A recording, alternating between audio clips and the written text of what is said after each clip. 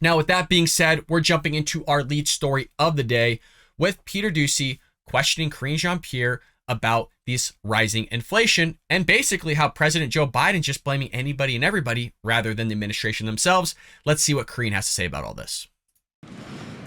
Thank you, Karine. Following up on something you said earlier, if President Biden's top domestic priority is inflation, why doesn't he have more to show for it? So the president understands, and we've talked about this many times, that inflation is an issue, high cost. Cost is an issue for the American people. And so he's been very clear about making that his number one economic priority. And he has done the work.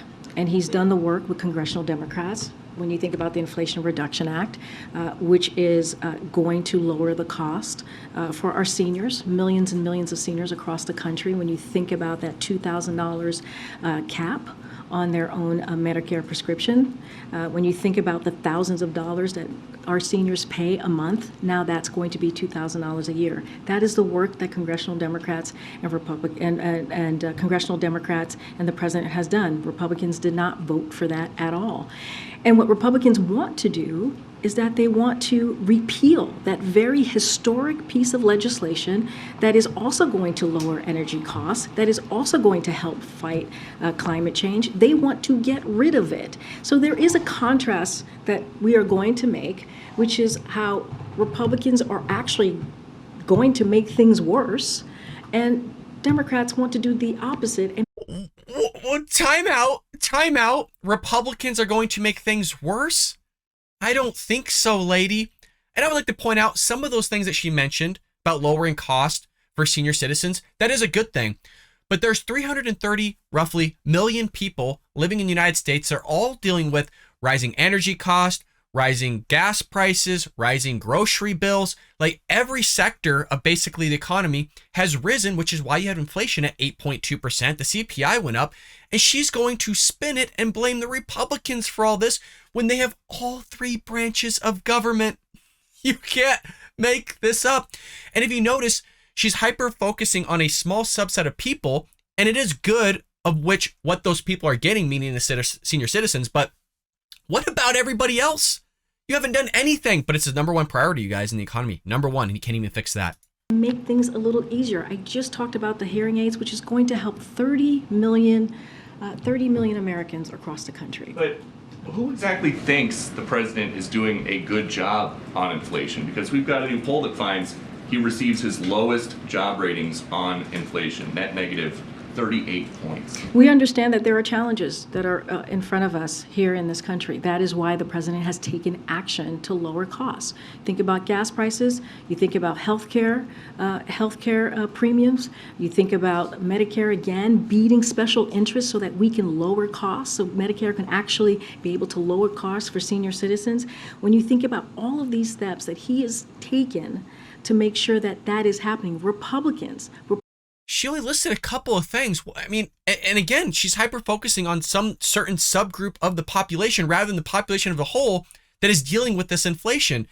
And you're going on a super subset of even what targeting inflation is in terms of healthcare costs.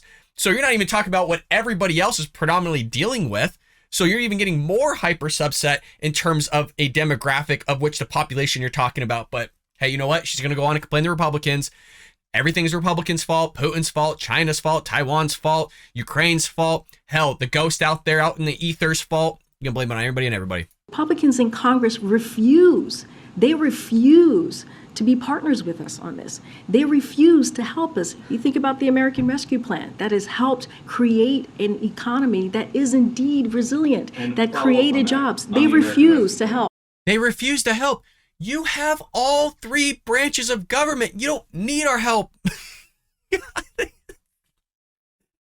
Am I wrong? Why do they keep saying, well, they're not willing to help us. They're not willing to do this.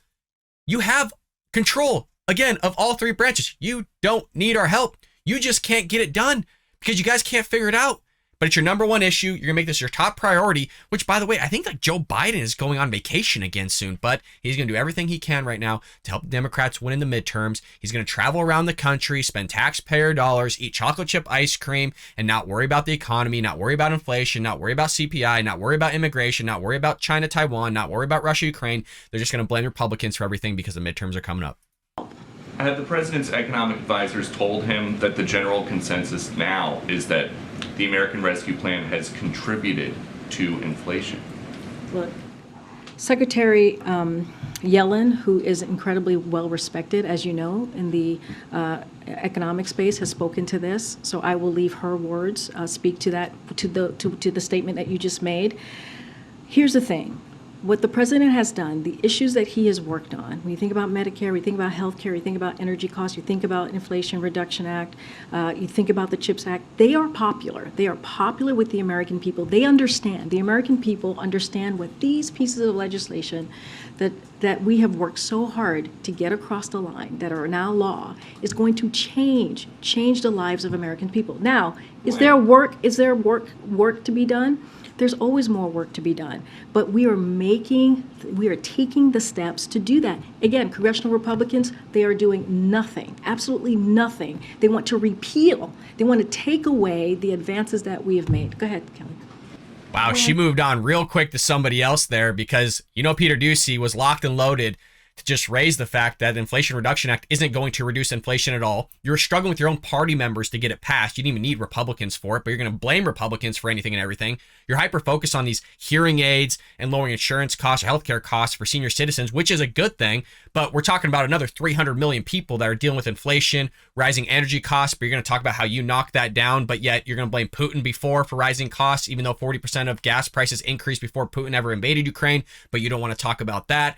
It's just amazing that you're not having the mainstream media capitalize on all this hypocrisy. But when Donald Trump was in office, that's all they did. The guy just threw out a tweet and it was like news headlines for a week on something so small.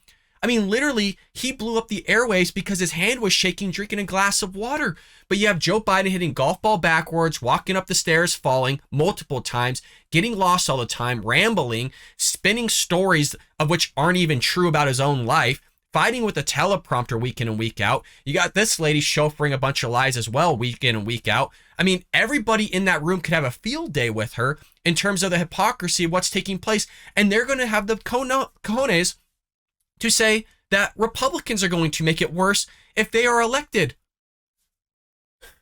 It's just, I just don't know anybody that would actually believe in this. But here's the problem, is you have roughly in the mid 40% of Americans that would still vote for this guy and that actually think that he's doing a good job. But the way they talk to us is just as if we are all idiots. I hope you enjoyed that clip from the Bald Brad Show. If you did, make sure to hit that subscribe button so you can stay up to date on all our future content.